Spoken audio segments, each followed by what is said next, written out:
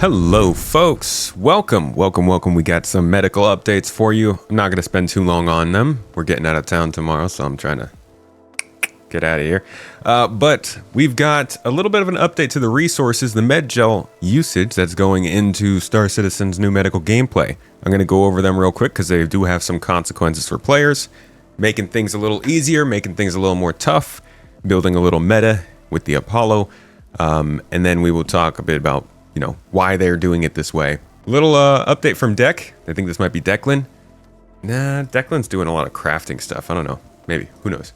In upcoming PTU builds, we will be making the following medical bed changes. Changes are in bold, with some dev comments provided to explain our thoughts and additional context. First off, the amount of Medgel contained within a single canister is being changed from 100 to 200. So before, it used to be 100 units would give you a respawn, so one whole canister use would give you a respawn.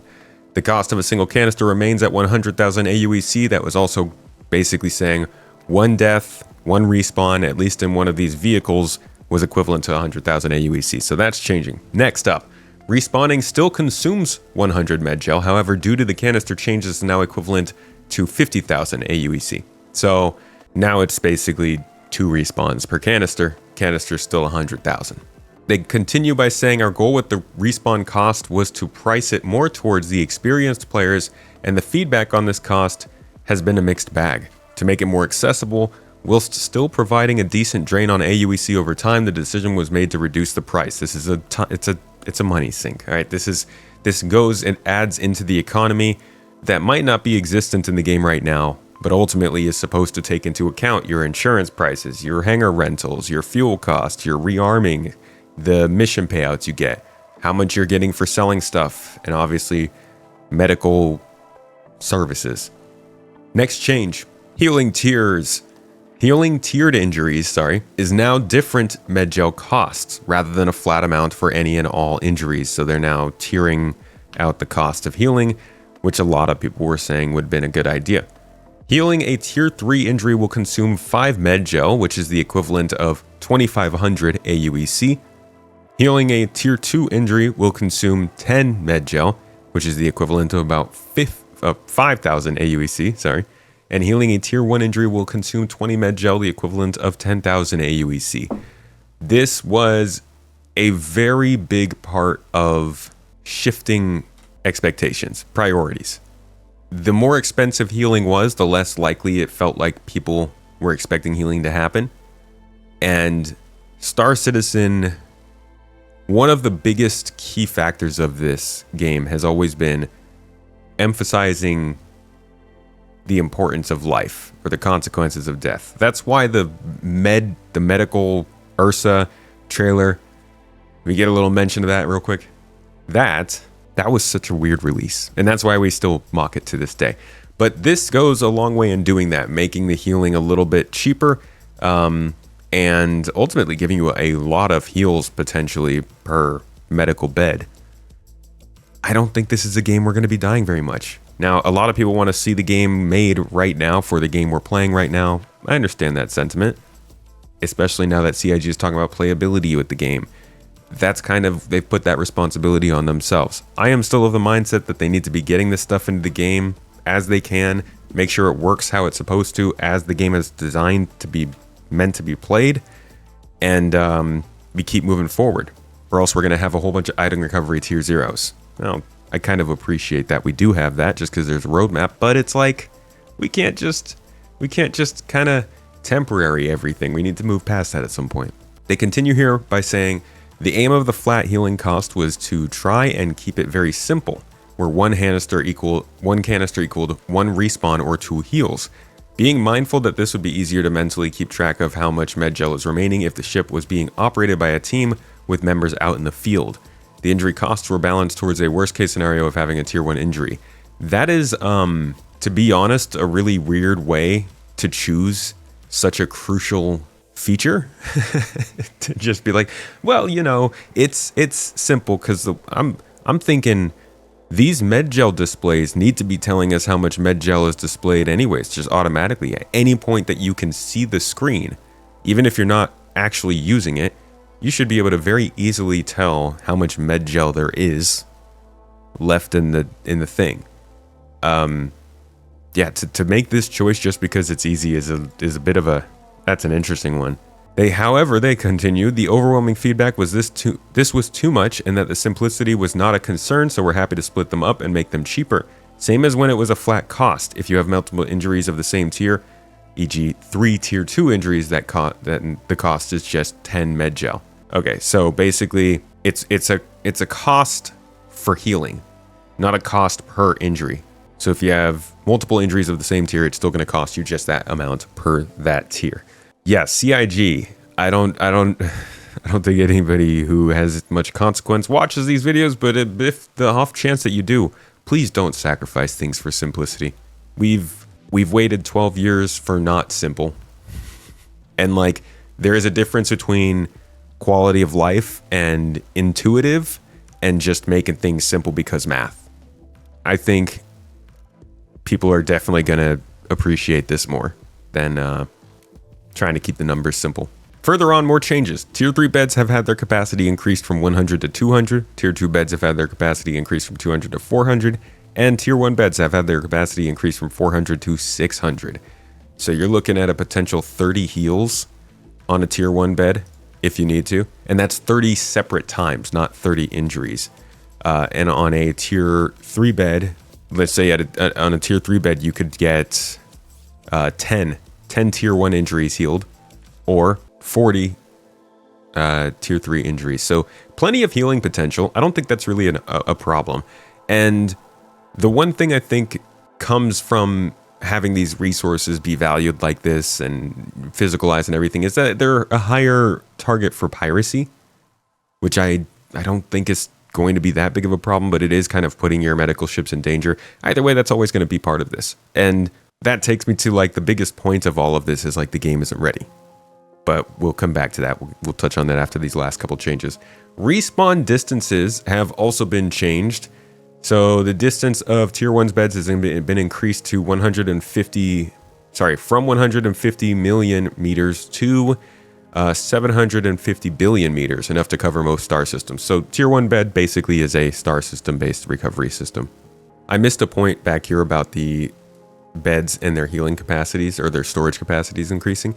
They said we want the bed capacity to be divisible by the canister amount, which is the main driving force behind this change. However, we also recognize that for Tier 3 beds, it's a nice quality of life update to be able to heal a few times and still have one respawn in reserve before having to top up again. You know, with the healing becoming such a small fraction of the overall respawn amount it takes, it's kind of like, what happens if I heal to the point where I have, say, 140 or even like 190 Medgel left? Can I add Medgel in? I'm guessing, I think there should maybe be like a cache, like a Medgel cache in each bed. So it actually has some in there. And if you take a certain amount, or if you use a certain amount and you have like a little bit of a remainder left over, it just kind of adds it to the pool. Otherwise, that'd be weird if you have to throw away a canister because you're not using it to heal, but you don't have enough to respawn. I don't know. We'll have to, I hope they make it so that these are easily interchangeable and you can just like move stuff into and out of the bed. I think the bed needs to have its own cache of Medgel outside of just these canisters. That would probably help a lot with like the functionality of them.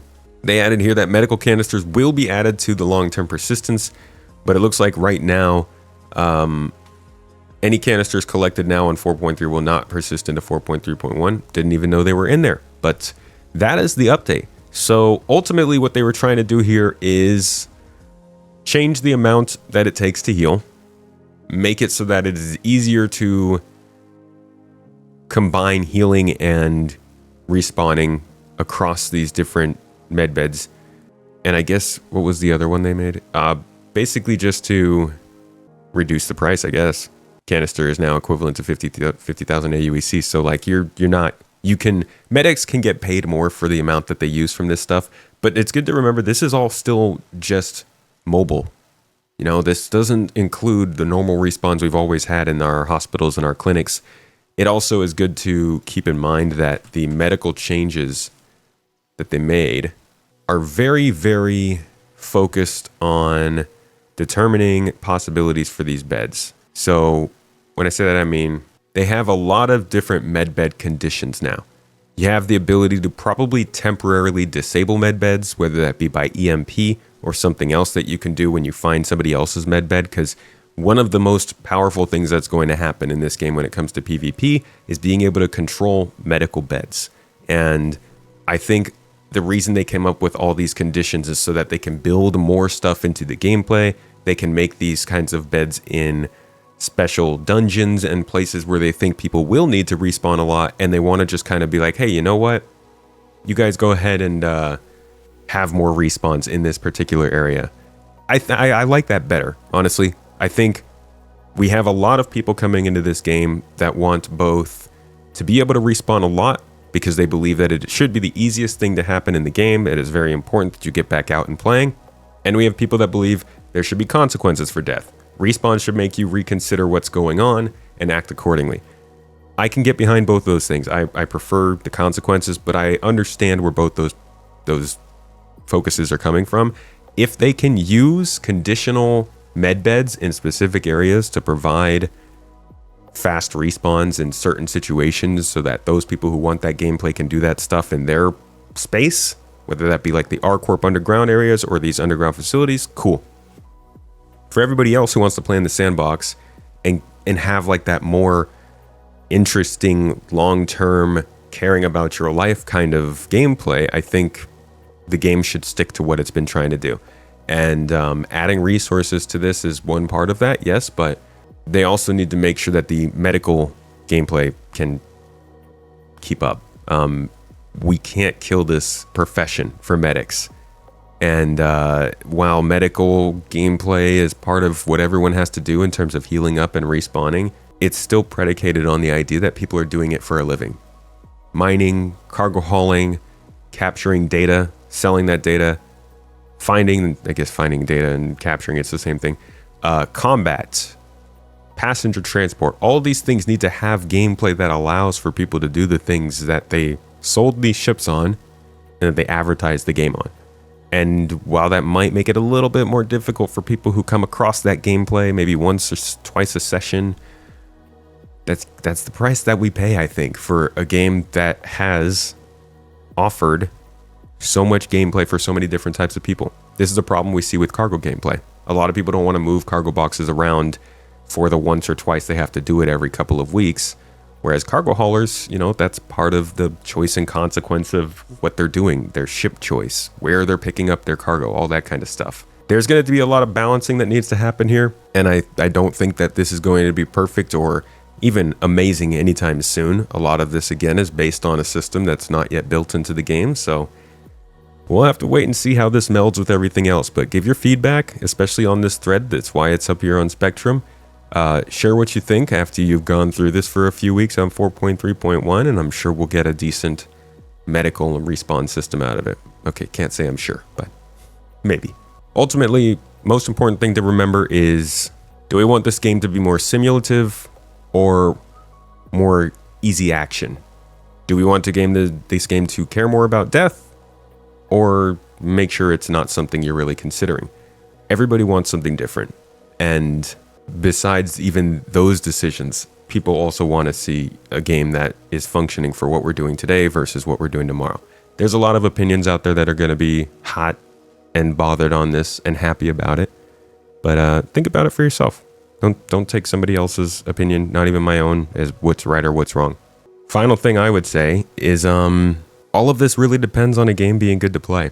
Until long-term persistence is reliable to the point where we don't think we're going to lose all of our stuff constantly, it's still going to be difficult to play how we're supposed to with a system like this. You got to be able to, we are getting to the point where you have to be able to put all of your supplies in your cargo bay in your ship and be able to come back to that every day or every week and know that it's not just going to randomly blow up or get caught in the door of your hangar or something. Because all this stuff is great coming together, but the game needs to work around it. So we'll see how they do on that for the rest of the year. Thanks for checking out this news update though, folks. Hope you got some interesting insight into it. Would love to see your thoughts down below. Have a good day. Catch you in the next one.